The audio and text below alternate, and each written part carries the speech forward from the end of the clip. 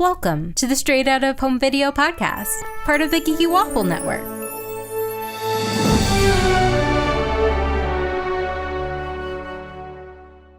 Today we're talking about 101 Dalmatians 2, Patch's London Adventure. I'm Candace, and with me are my two waffle friends, Hope, hey Hope. Hello. And Mack. Hey, Hey, Mack. everyone. Okay, so this movie came out in 2003, and it is obviously a sequel to 101 Dalmatians. Were you guys fans of the OG 101? Yes, absolutely. I had that movie on all the time as a kid. I loved it. And not only that, but I read the book, actually. The book and the sequel, which I think was called The Starlight Bark? Twilight Bark. Something or Or is it Starlight Bark? I think it was Starlight. It was like a play on Twilight, the Twilight Bark. And it's a very different type of book. But yes, I absolutely loved the first one.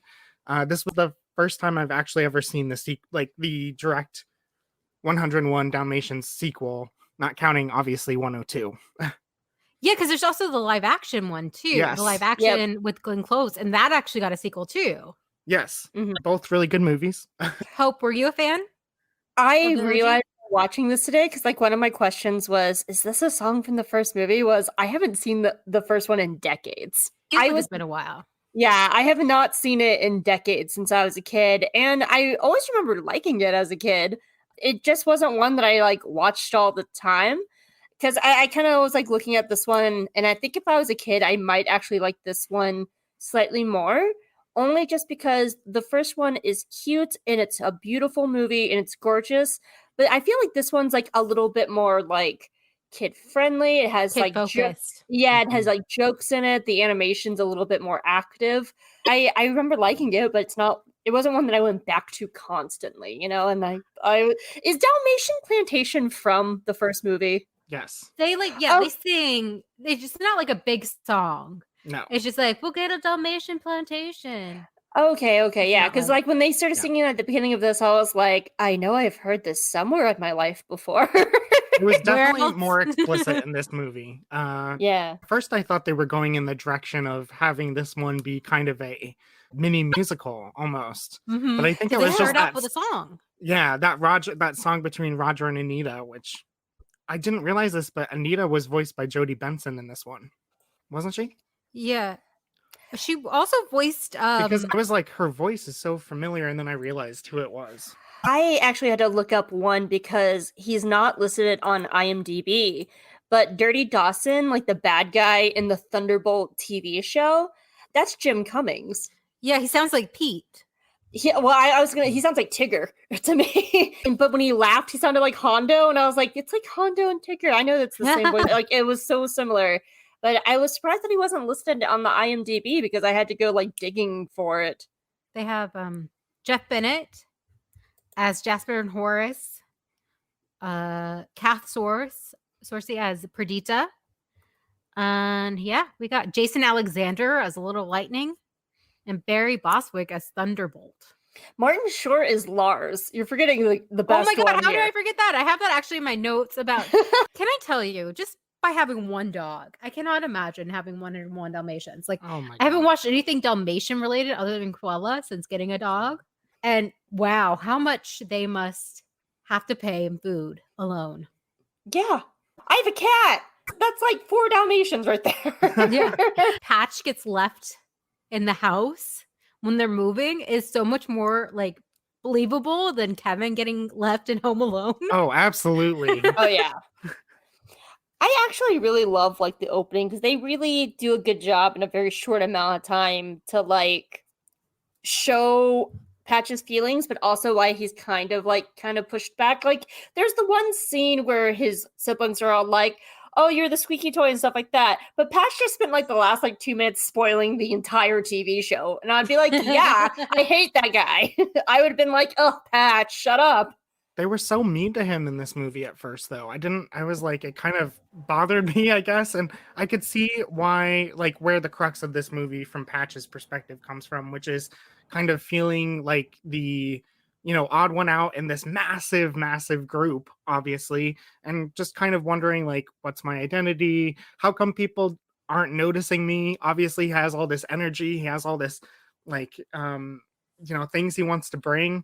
to the other puppies, and everyone's just like, nah, there's too much going on. It's no wonder that some of the puppies fall through the cracks. Like in the beginning, with them all in the house, nowhere to sleep, nowhere. It was ridiculous. Like you were saying, Hope, like this is like super relatable for children. Like, I mean, I'm the middle of 5. It's definitely something like that's very relatable, of like feeling like you're the odd one out. Like I'm the only one of my siblings that like doesn't have a kid, and everyone's like, "Are you though?" And I'm like, "No, I have cats." But like you do get compared to your siblings often. I grew up with one sister, and then when my mom remarried, I gained many more siblings. But even when I just had like the one sibling, like you're constantly being compared to your sibling, and your differences and your similarities do tend to stick out. Oh yeah, Bucky. Oh my gosh, Bucky has a rant about this movie. Oh my goodness. Yep.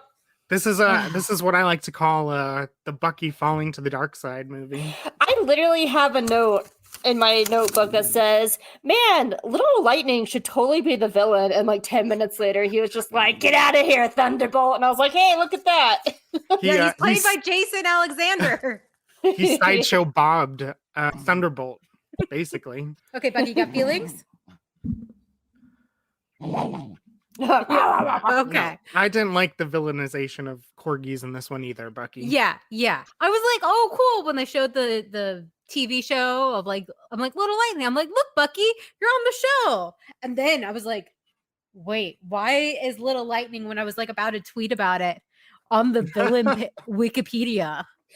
But like, can you blame him though? Like, he works really hard in his job. He's expected to be the clown, and like he's like the second in a really big TV show, and then like all the ladies get there and they're like, "We don't want to talk to you." Thunderbolt has groupies? That's actually one of my funniest, like that made me laugh out loud when the security, like the human security guard picks up the dogs. I laughed out loud at that scene. Yeah, because Thunderbolt has like a public appearance, and Patch is so excited, to meet his hero. And they're auditioning sidekicks, or like it totally felt like the auditions from Sing. Actually, I love that movie. I have not seen that. I was thinking of that scene where they're all auditioning the entire time the whole dogs were doing it. And actually, if you'll notice, what's that little guy's name from Lady and the Tramp? Is it Jack? The little terrier? Yeah, there's a character from Yeah, he not only was he in the audition, but he later helps during the Twilight Bark too. So there's a little multiverse of madness. Well, I guess he moved to England. Yeah, I feel like they reused a lot of the same dogs from the first movie, because that is one thing I do remember from the first movie. Yes. They also reused a lot of people too. Pretty much anyone who wasn't speaking looked exactly like Roger and Anita. Yep. Gotta save budget on that animation. Especially that married couple who gets knocked into the lake. Literally looked like Roger and Anita's children. I have to think that the entire budget went to the backgrounds, because the background shots are really gorgeous. Oh my gosh, beautiful! Like with London, and you see the puddles even on the street. I just loved it. Like in the neighborhood and stuff, it looked beautiful. Like I wrote down like this, because the original movie had like watercolor backgrounds. And like, so like while this was digital, like I like that they in this like direct to DVD sequel movie didn't have to go this hard. And they did. And it has the spirit and the feeling of the original. We didn't have to go that hard.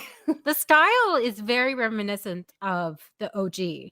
And that's something that a lot of these sequels don't try to do, especially 101 Dalmatian has a very like specific feel to it compared to some other Disney movies. And with the music cues too, there was familiar music cues from the first one. There was familiar shots and everything. So whereas some of these Disney sequels that we've seen for this podcast, they just kind of feel like their own separate things. They kind of feel like an afterthought. This one didn't necessarily feel like that to me. Like it felt like a natural progression from the first one. I definitely loved the music of this one too. Yeah. I liked how it had like a mix of that like romantic stuff, but then they would have like the music of the time era, that like this kind of it's not big band. It's not the big band era, but like that kind of jazz, like that. Yeah. I love the music. Especially for Cruella. Every time like she was on screen. What did y'all think of Cruella in this movie? I loved her. When Cruella said that she's an overfinanced heiress, I just lost it. She is so delightful because I like the idea because like we open and like she's breaking into a fur shop because she's just like, I need my fix, and it's like just her like little like just a mitten, and then she like I loved how she tried a different path, and so like it seems like she meets Lars the painter and he's painting all these spots. So it almost is a setup of like, oh, is she finding a new path? It feels like she's like trying to go into a different direction of her life and this like new path. And then you just see her just like slowly go down and slide down the slope to the point where she's like, yeah, we're going to paint the canvases with the puppies. And it almost feels genuine at first, right? Like that she's genuinely trying to change her outlook and everything. And I love that the only reason she got out is like through probation, and Jasper and Horace are really upset about it. I actually wrote I ship so it, true. Lars and Cruella. Yeah, and you know what? That's some commentary right there that Disney threw in there that the rich people get off really easily. I absolutely love like Lars and Cruella's relationship in the beginning, like because they're both kind of these outsiders and they just push each other on.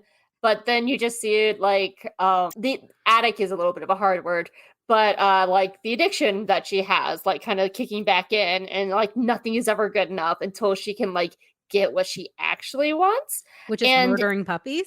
Yeah, but I do like this setup that they kind of do this bait and switch where you actually think that she's going to be trying to rehabilitate. Yeah. And she just does that like slow descent down into just being like, and these are our puppies.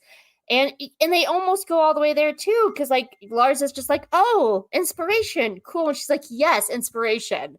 But they're the art. They do that bait and switch that you mentioned with Lars too, because as he's like descending into depression and he's not able to satisfy his muse or his artistic vision, you kind of think maybe he is going to be corrupted by Cruella. Like maybe he will actually murder these puppies, and he sticks by his convictions in the end. And I kind of liked that direction with the character. And it also reminded me of Cruella's, one of her little sidekicks from the live action Cruella. What was that guy's name? Jasper? No, not Jasper and Horace. The one that was in the fashion guy. Yes, they reminded me so much of It was almost like I feel like the makers of Cruella saw this character, and that's maybe where they got some of their inspiration from Lars from. Oh, that'd be interesting. I just love the shot where he drives Thunderbolt to the alleyway and just kind of gives Thunderbolt a thumbs up and drives off. There were so many little moments like that just made me laugh out loud through this film, which is definitely a big highlight, because the other ones, I mean, sometimes they feel like they drag a little bit. The humor at least makes it feel like you're moving forward in some direction. What did you guys think of Thunderbolt, by the way? I think Little Lightning was right and had never done anything wrong in his entire life. No, it was like the, stereotypical like big star kind of thing, and egotistical. Mm-hmm. Is this what Bolt was about? I was thinking about that the whole time. I've never seen Bolt. I saw Bolt a long time ago. I don't even know if I saw the whole thing, but it's he reminded me of Disney Bolt. movies I haven't seen. I think for me, like what I liked most about this, and a lot of it does relate to like Patch and Thunderbolt, is this is not a new story. Yeah. It is a good old fashioned liar reveal. Like it's nothing new, and it's not groundbreaking heroes kind of thing. But the thing is, the characters are so charming and lovable. Like, Thunderbolt is a bit of a dingus. He's a bit of a himbo. And he's definitely egotistical. But there's something charming about him to where at no point did I ever hate him. And, like, I wanted him to change. And so, like, when he does end up changing, it is rewarding. And I think that just goes to, like, every single character in this is so lovable and, like, dang charming in some way. No, and I love the animation. Patch was so cute. And when he got happy, you just saw his little tail wagging. It was nice little details like that. Like they kept that consistent. Yeah, there was one musical cue that I really liked. And it was the first scene early on where they're still in the house and all the puppies are sleeping. and they weave in the musical cue of like the puppies, like as they're sleeping, like blowing into the horn, or their tails like hitting the guitar, and they wrap that into the musical cue. Mhm. And that's such a nice little detail that they didn't have to do in a Yeah, they TV didn't have to go movie. as hard, but they did. It's like you can tell the people working on this weren't just like, okay, we're doing this. It's a cash grab kind of thing. They obviously really liked the OG, the original thing, and they wanted to pay homage to it. So does this movie relate to the 101 Dalmatians TV show at all? There's actually 2 TV shows I found out. Oh, okay. When I was looking up this on Disney Plus, there was a TV show in the early 2000s. It takes place when they're on the farm. I remember that one from when I was a kid. And that's the one I remember. So I was almost wondering if this movie was a backdoor pilot for that or something. But then I realized the timing didn't. Yeah, and the animation was a lot different too. Yeah. And so were the voices. Okay, 101 Dalmatians, the series came out in 1996. Okay, yeah. Okay, I was like, wait, I'm young. I was young then. I was a baby.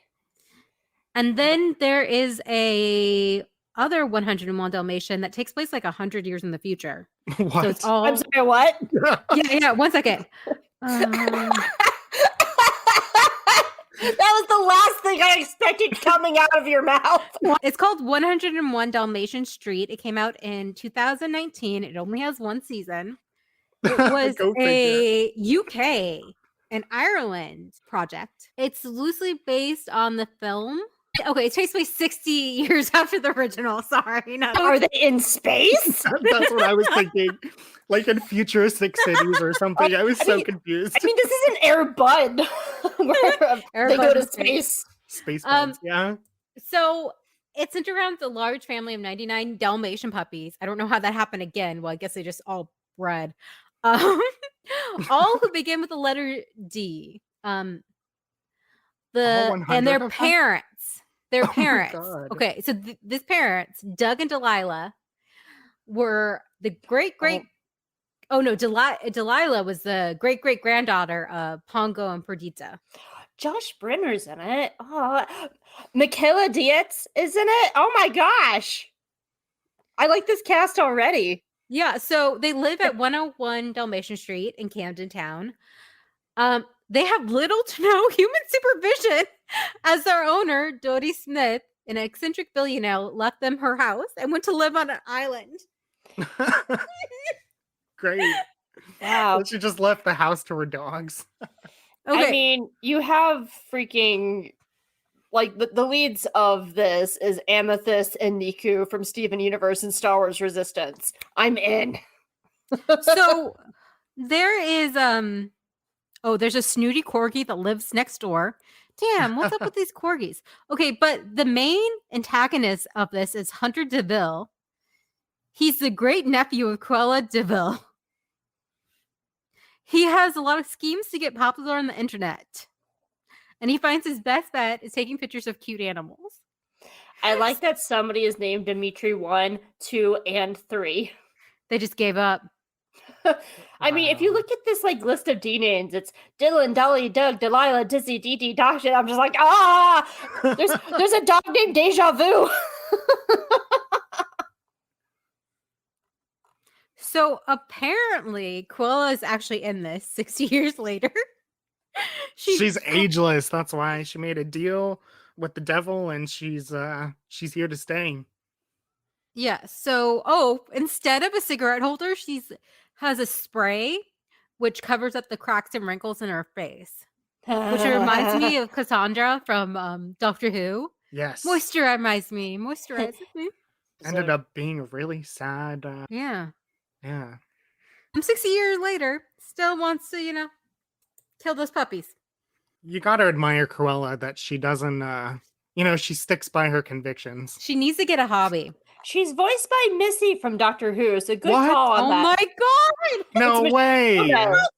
Michelle Gomez is the voice of Cruella. Oh my god, that's good call on that one. Okay, so what is this show called again? 101 Dalmatian Street. Because now I'm curious. Yeah, Mac, write something for the Waffle about this. Yes, Waffle. Okay, so it's licensed by Disney. Yes, it was made by Disney UK Okay. and Ireland, so it's an import. I Fancy. need to go away. I'm going down a Wikipedia rabbit hole over here. I know. So, Candace, what would you say that you said this was one of the better Yes. straight out of home video sequels that you have seen? Mhm. You know what it kind of reminded me of a little bit is Fox and the Hound 2. No. Much better in that the main characters decide to join in that film it was a circus, and this one he was trying to be on TV, but it had the same kind of setup. Like went into showbiz. Yes, and then some attention is on the stars, just like in Fox and the Hound 2 is Reba McEntire and Patrick Swayze. This one, it's Thunderbolt. But at least this one kept focus on the main character. Yes. Like it's called Patch's London Adventure. Yes. No, I definitely like it better than Fox and the Hound 2. I did. Oh, go ahead. Oh yeah, I'm just saying it's up there with King of Thieves and obviously Tangled Before Ever After and a few other of the top tier ones. Lion King 2 and Cinderella 3. Yes, heck yeah, Hope, you're right. Yep, I can't believe Lion King 2 is so good. Cinderella 3 is so good. Oh my god, Cinderella 3 after Cinderella 2, I was shocked at the quality. So good. It's a time travel movie, Mac. Have you seen? Wild. No, I have not. Okay. And I didn't see the first Cinderella until I was much older, actually, which is kind of crazy. Belle was always my princess. Oh yeah, and Enchanted Christmas is also good. So good. Cinderella bleeping murders Lucifer. Yeah. It's great. The cat? Oh, I have seen that scene. Sorry, I was like, wait, we're not talking about the devil. No. Yeah, he goes out the window, doesn't he? Or she? I don't know what Lucifer is. Lucifer gets turned into a human, and there's an enchanted pumpkin, and he's tasked with driving Cinderella off a cliff, and she jumps on the horse and goes, "Bad kitty," and watches him fall and doesn't try to save him. Cinderella has a kill line. You know who was kind of a kill count? She has kill count too. Nanny almost had a kill count in this one. Oh my god. When they put her down the well, I was like, is this her origin story to becoming the Ring Girl? Oh my god. I kind of felt bad for her, but she at least put up a really good fight in this one. It was very repetitive though in that regard. Nanny again, Yeah. They kidnapped them again and just that didn't bother me because I felt like it was almost like an homage, because you could then say that about the Twilight Bark scene too. Mm-hmm. It felt like those were just little love letters to the original, and they did to me she should be the one to go after Horace and Jasper because they already have that running relationship, but they did change it up by being on the farm and so it didn't bother me as much because it felt more like an homage, and they changed it up enough for me. Did y'all know that there was a video game based on this movie made for the PlayStation? I'm not surprised. It's Disney. Reviews were mixed, with some considering it too repetitive. You play as Patch and you go around London. You have to hide away from Cruella and other people. I think cops too, which is so weird. You have to hide and beat your enemies, and I don't know, basic stuff. I did think it was weird that Pongo was the narrator and not Patch. Yeah, Pongo was barely in this. And then they kind of forgot about that setup almost. I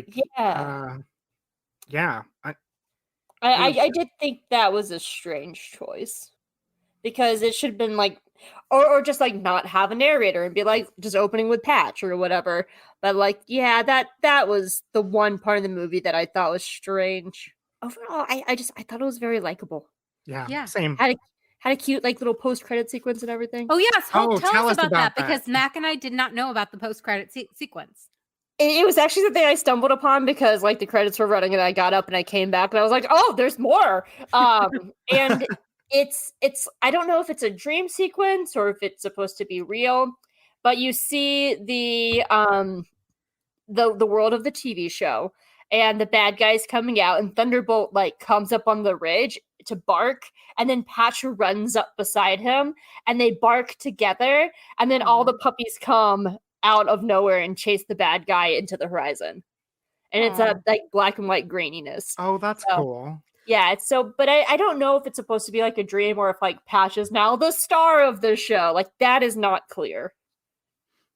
But it was very cute. I liked it.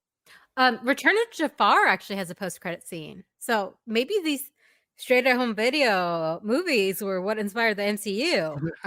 I don't know. I hope that maybe. Okay, so let's play the Rotten Tomatoes game. What do you think the critic score for this movie is? You know, I actually don't think it's that bad. So I'm gonna say, but they're also critics. Yeah, they're usually like white men reviewing this. Yeah, and they definitely don't understand the medium of animation. I'm gonna give it. I'm torn between 59 and 63. So somewhere around 59 to 63 mark. Okay, Matt. Yeah, I'm leaning in the like 62 to 67 range. Okay, actually, it's 67%. So y'all were so close. And yeah, it's like, okay. So one of the positive reviews says, not as galling as it should be. Galling. Yeah, galling. Huh, okay, interesting word. Kevin Carr of 7M Pictures says, the return of the masked Dalmatian kidnapping is a bit overused after the original and 2 live-action films. Bill Chambers of Film Freak Central says, makes the best of artistic limitations. Very much so. Which I think is fair. Okay, so what do you guys think the audience score is? It has like over 10,000 ratings on it. Oh, okay. Audience score is always, for me, I would say 70 to 75. Yeah, I'd say that range. That sounds about right. It's actually lower than the critic score. It's 41%. Whoa, that's Really? It doesn't usually happen. Really? For these kind of things. Okay. Yeah.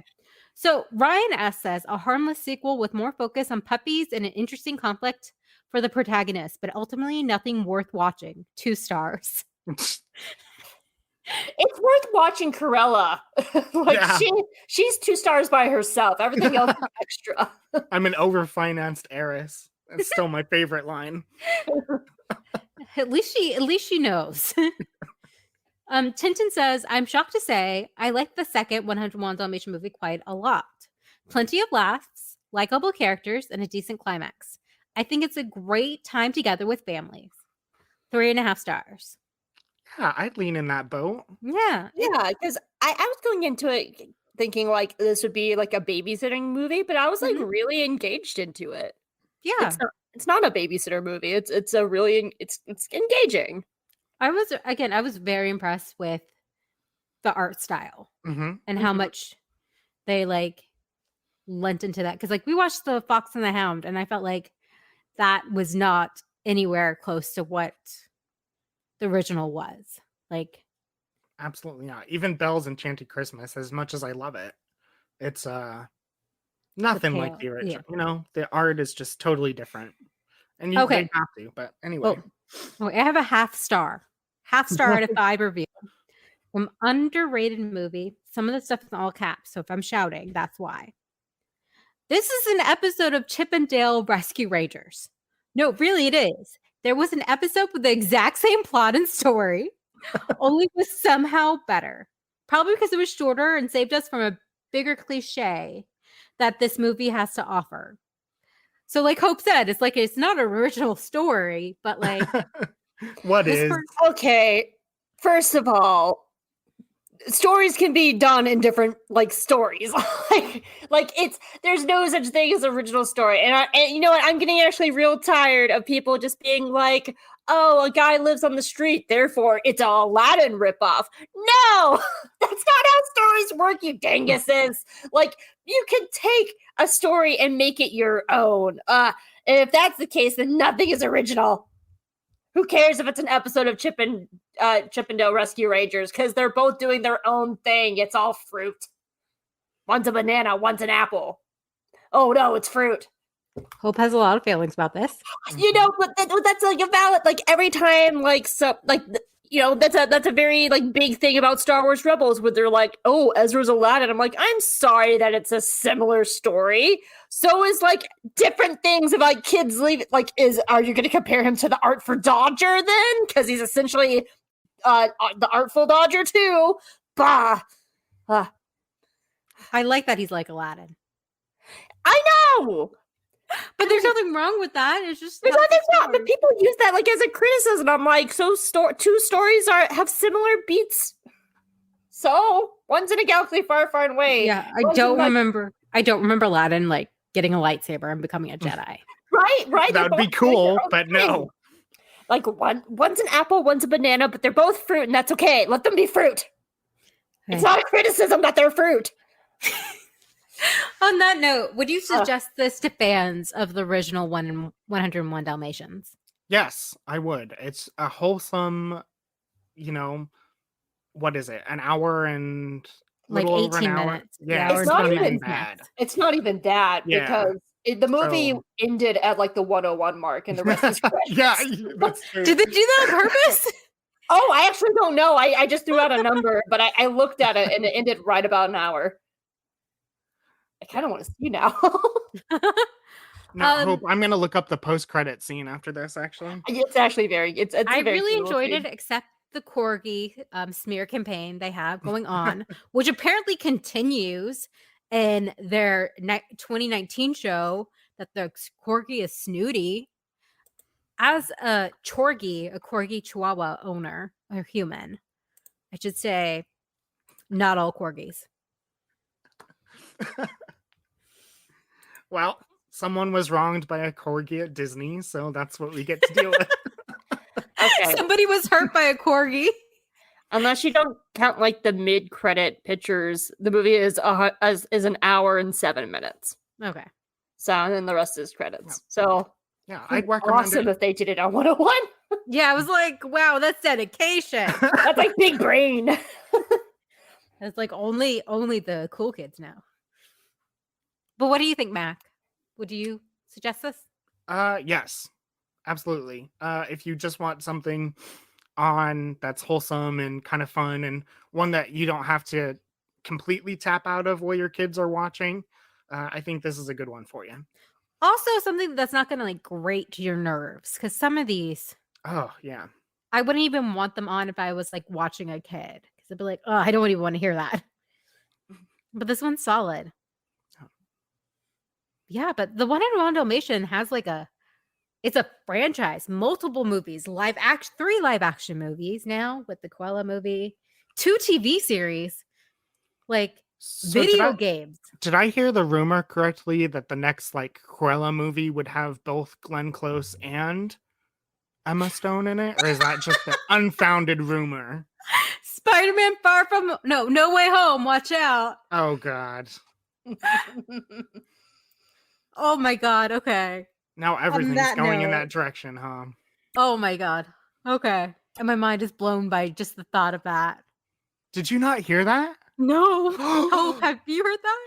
No, but I also never saw Cruella, so like all that's like off my radar. Yeah, Cruella, pleasantly surprised. So if you need more Cruella fic, yeah, we got our girl Cruella, even in a series that takes place 60 years after the original. She's one of the better Disney villains. There is no 101 without Cruella, in my opinion. It comes hand in hand. Mm-hmm. We need that puppy murderer and this stuff. Please. Hope, where can people find you online? You can find me, the Geeky Waffle. I am one of the writers for the Geeky Waffle. You can also find me at Hope Max on Twitter and at my Star Wars podcast at J Guys and Jedi. So you can find me on Killer Waffles. You can also find me doing horror stuff for the Geeky Waffle, so check that out. Yeah. Hey Candace. Yeah. Where can people find you? TheGeekyWaffle.com. So sorry. The waffles can be found at thegeekywaffle.com, geeky_waffle on Twitter, the Geeky Waffle everywhere else, including YouTube, which has an awesome interview with Hope and the creator of Amphibia, who literally requested to be interviewed by Hope. What? That's amazing, Hope. It's still kind of like surreal, and he follows me on Twitter and likes stuff, and I'm like, I can't I can't bleep posts as much as I used to. He retweets everything, like all the reviews. Hope he like literally reads like because he'll like cite something that she That's wrote. amazing. Like, It's in the really- thing. It's kind of intimidating. It's so It's amazing. helpful and nice as like because as a writer, and I hate saying this because I'm not looking necessarily for validation, but like when people don't comment on your stuff and don't like share your stuff after a while, it just kind of it's like I'm doing this because I like it, but like I also want like part of it is connecting with other people, right? And Yep, you know, that's and how so I it's deal when hard. I write fan fiction. When I'm like, I worked really hard on this chapter and nobody Mhm. cared. Mac, somebody commented on your horror review from that came out last night. Oh, that's dope. I'll Yeah, have to so check the that out. comment on the website. So yeah, people are interacting. We don't get that many comments on our website. So yeah, if you guys want to go comment on that, go for it. So yeah, thank you, Hope and Mac, for going on this London adventure with me and Patch. It was delightful. I mean, Absolutely. in big words, I wrote wizard because they were like, "That's Wizard Patch," and I was like, "Aw!" Shout out to my boy Ram Jamaran. You're just like, oh, British puppies. Yeah, and it reminded me of Ram Jamaran from the High Republic because he created the word wizard in Star Wars. Oh, So I had to do a shout out, and a wizard shout out. yes. So we hope you all have a happily ever after until Quella has her craving again for puppy fur. I don't know. Hide your dogs. Hide your Hide your dogs. Hide your. Hashtag not all corgis. But just one mitten.